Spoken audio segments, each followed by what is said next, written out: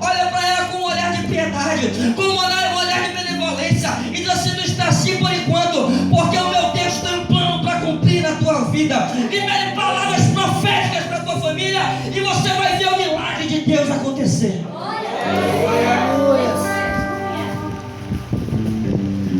Mas eu também vejo pessoas que liberam palavras de bênção para os seus filhos. É verdade. Palavras de amor, e os filhos crescem na presença do Senhor com graça. Um exemplo grande para mim, pastor Marcelo, e igreja do Senhor, é o meu pastor diário, o pastor Gilmar. Tem uma família abençoada. A filha agora se casou e foi para outro estado, mas o filho está lá, o seu netinho. Os filhos estão na presença do Senhor. Por quê? Porque ele tem orado, ele tem profetizado, ele tem falado coisas boas, e eu pego isso para a minha vida, e eu também oro para com Deus, para com meus filhos, e eu tenho dito: meu Senhor, ensina-me a criar os meus filhos na tua presença, ensina-me a profetizar, ensina-me a falar coisas boas para os meus filhos na tua presença, para que quando eles venham crescer, eles venham ser fiéis ao Senhor, eles venham ser dizimistas na casa do Senhor, eles venham te amar verdadeiramente, porque eu creio na palavra do Senhor. E quem crê na palavra do Senhor, levanta a mão para cima e dá um glória gostoso para Jesus, porque é.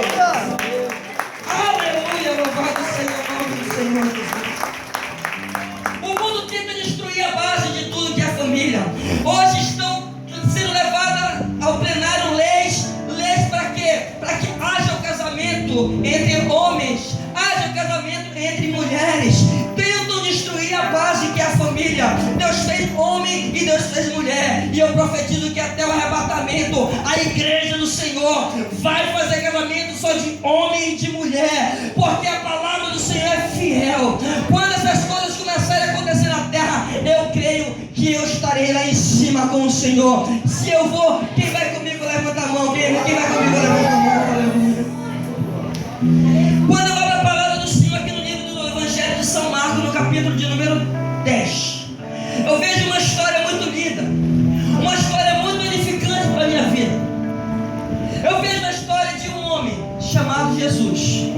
A palavra do Senhor diz que Jesus estava pregando. A palavra do Senhor diz que Jesus estava ali falando do reino de Deus, falando do reino dos céus. E a palavra do Senhor diz que algumas criancinhas brincavam ali naquele lugar. Quem tem filho pequeno, criança, sabe como que criança fica quando começa a brincar. Se criança começa a brincar no barro, a criança fica toda suja. E a palavra do Senhor diz que aquelas crianças começaram a brincar perto de onde Jesus estava pregando. E a palavra do Senhor diz que alguns dos seus discípulos ficaram chateados e tentaram interromper as crianças de chegar perto do Senhor.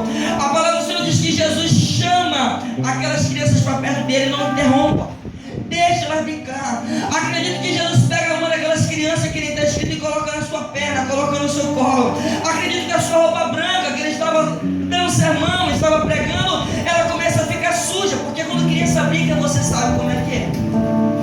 E as pessoas ficam olhando para aquela situação, para aquele ato benevolente que Jesus está fazendo. E Jesus começa a pregar: bem-aventurado ou felizes são aqueles que têm um coração igual dessas crianças.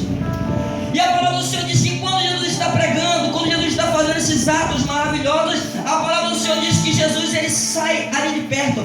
Mas o que me chama a atenção é que tinha um jovem ali perto, um jovem que estava observando toda aquela situação, um jovem que cresceu diante de uma religião, um jovem que cresceu diante de uma igreja que só olhava principalmente para o seu exterior, só olhava principalmente para o seu jeito de andar, olhava principalmente para o seu jeito de vestir, mas não olhava principalmente para o seu interior. E a palavra do Senhor diz que esse jovem se aproxima de Jesus. A palavra do Senhor diz que esse jovem se aproxima de Jesus e pergunta. Quiser acompanhar a sua Bíblia, acompanhe. Ainda no capítulo de número 10, versículo de número 17. E pondo-se Jesus a caminho, correu um homem ao seu encontro e, ajoelhando-se, perguntou: bom mestre, que farei para herdar a vida eterna? Se você for identificar esse jovem, a palavra do Senhor diz que quando Jesus pergunta para ele assim,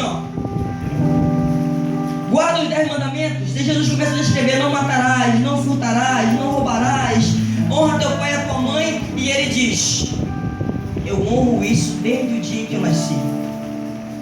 Esse camarada, ele era fiel à Senhor.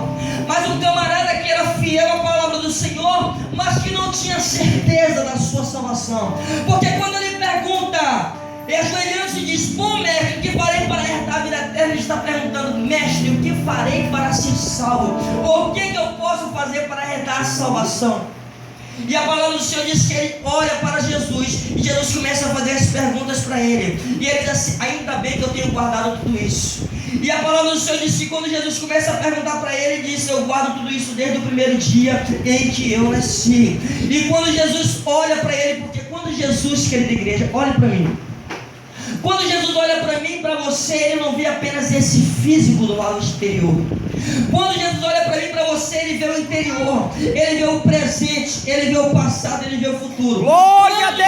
Jesus olha para esse jovem, ele vê toda a vida desse jovem, ele vê toda a situação, porque ele era Jesus ali fisicamente, mas também era Deus, o Cristo, o Todo-Poderoso. Ele vê a situação daquele jovem, ele vê o passado, ele vê o presente e ele vê o futuro. Ele sabia, pastor Marcelo, que aquele jovem ele ia negar. Quando Jesus falasse assim, ó, vai e vende tudo que tem e dá o dinheiro aos pobres, Jesus sabia que ele ia se retirar. Mas o que eu quero é que você entenda uma coisa: o meu Deus, ele sabe do que nós passamos, o meu Deus, ele sabe do que nós precisamos, o meu Deus sabe do que nós sentimos, o meu Deus sabe todas as coisas. Quando ele olha para mim e para você no seu trono maravilhoso, glorioso, poderoso, soberano, ele vê eu e você aqui. Quem sabe muitas pessoas que estão aqui têm problema na família, quem sabe no seu casamento, quem sabe é um esposo que não é evangélico, quem sabe é a esposa que não é evangélica, quem sabe é um filho nas drogas, quem sabe é um filho na prostituição, mas Deus está te olhando aqui, está vendo que você está sendo fiel, está vindo à casa dele, e ele manda te dizer que ele vai te honrar. Ele vai te honrar. Esse jovem ele andava na igreja. Esse jovem tinha crescido dentro de um ambiente cristão. Esse jovem disse para Jesus que ele guardava os 10 mandamentos. Esse jovem era o jovem que mais conhecia a Bíblia, mas ele não tinha certeza da sua salvação. Acredito que quando ele vê aquelas crianças chegando perto de Jesus, ele olha para aquelas crianças e ele não consegue entender, porque pela sua tradição ele chegou perto de Jesus e se prostrou. As pessoas que estavam ao redor dele, quem sabe, eu quero conjecturar aqui, as pessoas da sua crença, da sua religião que estavam ao redor dele, olhavam apenas pelo seu exterior, apenas pelo aquilo que ele mostrava do lado de fora, mas não se importava com o seu lado interior. E ele chega para Jesus e pergunta: mestre, o que eu posso fazer para ser salvo? Será que você tem feito essa pergunta para você mesmo? Mestre, o que eu posso fazer para que a minha situação venha mudar? O que eu posso fazer para que a minha situação venha chegar a um ponto em que eu não aguento mais? Quem sabe tem pessoas aqui que tem dito assim: Senhor, prepara meu filho e leva. Não tem mais jeito, eu já lutei de qualquer maneira, eu já fiz tudo que eu podia fazer, não tem mais jeito, prepara e leva. Quem sabe tem pessoas aqui dentro que tem nas suas orações orado ao Senhor, dizendo: Senhor, me dá força para suportar o meu esposo quando eu chegar em casa, porque quando eu cheguei em casa ele diz que eu estou na rua, diz que eu estou com outras pessoas. Quem sabe tem esposa nessa situação, mas Deus dá uma prova para nós aqui na palavra do Senhor. Ele dá uma prova que no momento certo ele vai agir, ele dá uma prova que no momento certo ele vai operar, ele dá uma prova que no momento certo o milagre vai acontecer. Glória a Deus! No livro de 2 Crônicas, capítulo 7, versículo 14, está escrito: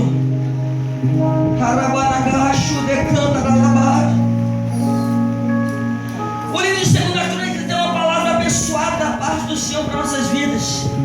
O Salomão vai dizer assim, movido pelo Espírito Santo: se o meu povo que se chama pelo meu nome se humilhar e orar e buscar minha face e se arrepender dos seus maus caminhos, então eu, diz o Senhor, ouvirei dos céus, perdoarei os seus pecados e sararei a sua terra. Glória a Deus! Quem sabe você está lutando, quem sabe você está pedindo, esse é o ingrediente, esse é o segredo. Se o meu povo que se chama pelo meu nome se humilhar e orar e se converter e buscar a minha face, diz o Senhor, eu ouvirei do céu e vou realizar um milagre na tua vida.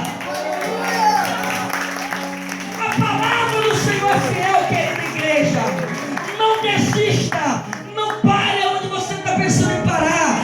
Dê um avanço no teu ministério, na tua vida, porque Deus ele é contigo em todos os momentos, em todos os aspectos.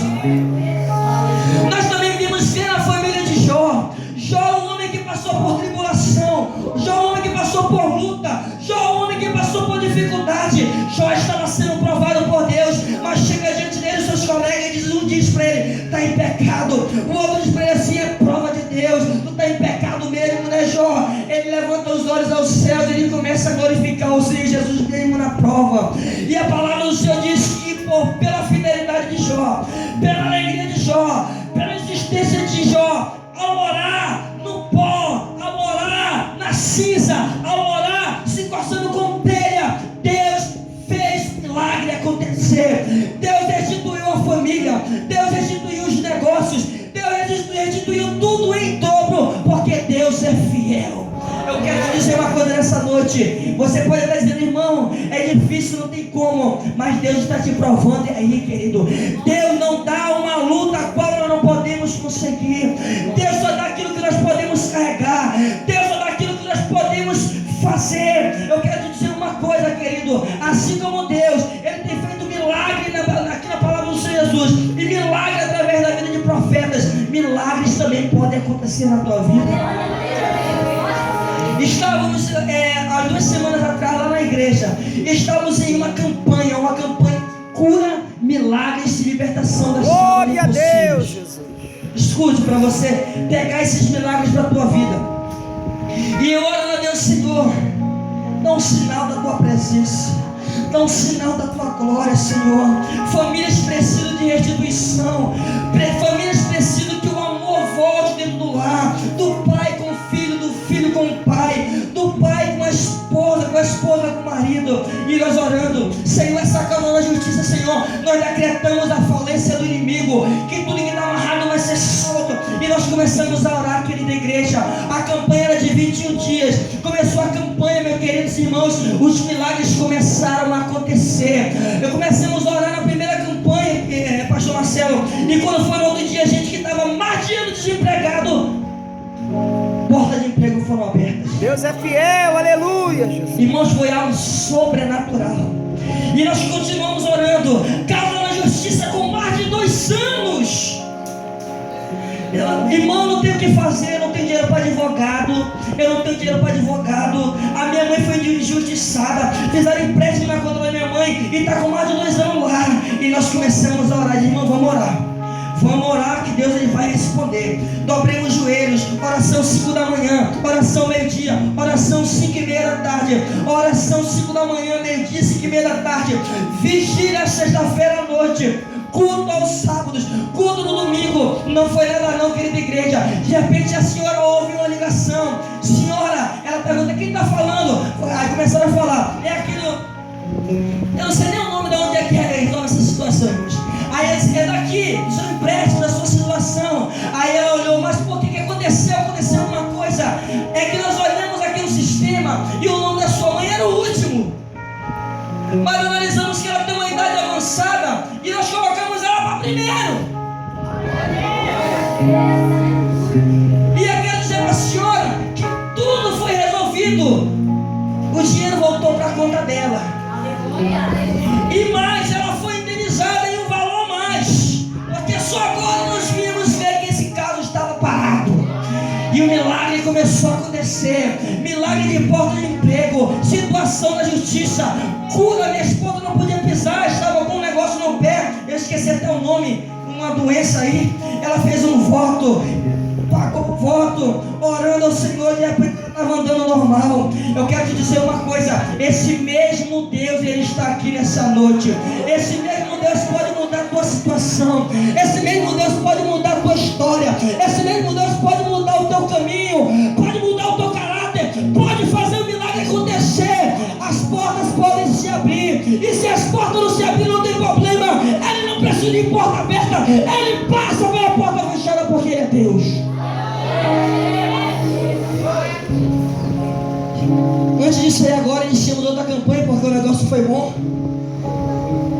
Vamos iniciar uma campanha. O pastor disse: irmão Rogério, pastor Gilmar, sentiram no coração o tema da campanha: tudo posso naquele que me fortalece. Eu disse amém, pastor, vamos orar. Domingo a campanha inicia na segunda. Quando foi domingo à noite eu estava ministrando. E no final da mensagem eu disse: irmãos, eu vejo Deus me mostrando uma carta de óbito. Uma carta branca escrito óbito. Deus está mandando dizer para alguém que estava na frente que um decreto de morte está sendo revogado. E alguém que ia morrer, Deus está dando uma nova oportunidade de vida. Só que nessas horas, irmãos, pouca gente acredita, pouca gente dá valor, pouca gente dá ouvido. Mas quando o profeta é profeta, ele entrega. Muito bem, tudo bem. Quando foi segunda-feira à tarde, estava na oração. Quando foi na terça-feira à tarde, chegou o irmãozinho, que é até um espelho para mim. Pastor Marcelo deve conhecer aquele pastor Marcelo, irmão Joaquim querido, que o senhor pegou o sapatinho dele lá. E ele chegou para meu irmão: a minha esposa ontem à noite quase parte para a glória. Aí quando ele falou, tocou com o meu espírito, tocou na minha mente, eu lembrei da profecia. O que aconteceu, irmão?